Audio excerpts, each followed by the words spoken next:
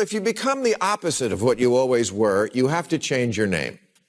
It's become a trend in America these days, morphing into something completely different from what you were founded as, but still pretending you're the old you. There's nothing wrong with not having an opinion on something, especially if you don't know what the f you're talking about.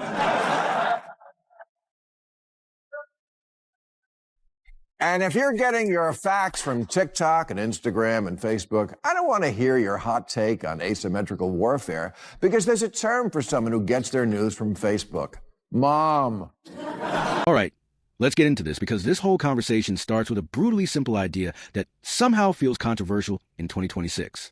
If you become the opposite of what you always were, you don't get to keep the same name. You don't get to swap out your entire identity, mission, and audience. Then act shocked when people are confused or annoyed. That's not growth. That's bait and switch. And once you start seeing it, you can't unsee it. It's everywhere. Networks, brands, holidays, institutions. Things that used to stand for something specific now stand for whatever's trending on Twitter this week.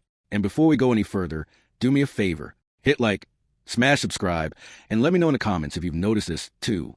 Because once you hear this breakdown, you're going to start spotting it everywhere. Bill Maher's whole rant here isn't really about politics. That's the part people miss. It's about identity, about knowing what lane you're in and staying in it, or at the very least being honest when you change lanes. Because what drives people crazy isn't evolution. People accept evolution. What they hate is being gaslit into pretending nothing changed. Take TLC, the Learning Channel. Just say the name out loud. Learning Channel. This used to be the place where you'd actually learn things. Reading, science, skills, stuff your parents didn't feel bad about you watching. Now, Cake Boss, Toddlers and Tiaras, extreme coupon hoarding like it's an Olympic sport. 1,000 LB Sisters, and look, if you enjoy those shows, fine, no judgment. But let's not pretend this is educational programming. Stands for the Learning Channel. They used to have shows like Learn to Read and Ready, Set, Learn. Here's some of their present and recent offerings. Cake Boss, Gypsy Sisters, Toddlers and Tiaras, Extreme Couponing, What Not to Wear, My Teen is Pregnant and So Am I. 1,000-Pound Sisters and Alaskan Women Looking for Love. And that's just the shows about the Palins. This is reality TV chaos with nostalgic logos slapped on it like a fake mustache. And that's Maher's point. You didn't evolve. You abandoned your mission. And instead of rebranding, honestly, you just hope no one would notice. But people notice. They always do. Same thing with A&E, arts and entertainment. Arts as an orchestra's theater, culture. Now it's storage lockers, hoarders, ghost hunters, and people yelling in parking lots. Again, watch what you like. But don't tell me this is about the arts. At some point, the letters stop meaning anything. The brand becomes a costume. And then Maher drops the line that perfectly sums it all up. You can buy a petting zoo and turn it into a bondage dungeon, but you have to change the sign. In A&E stands for arts. Seriously. They used to show the symphony. Now they have Deep Fried Dynasty, Hoarders, Storage Wars, Ghost Hunters, and Psychic Kids. You know, for people who find the Learning Channel too intellectual.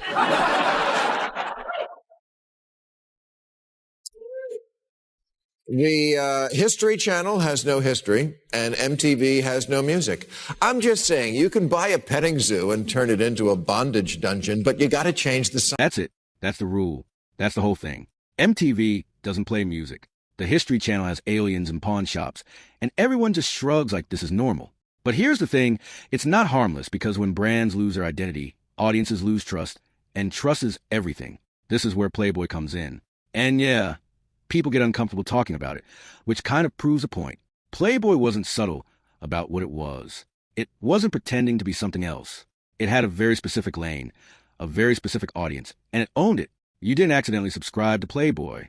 You knew exactly what you were getting. Then suddenly, panic set in. Cultural pressure, woke rebranding, the disappear. The mission statement changes. The audience is supposed to clap because it's progress. But progress toward what exactly?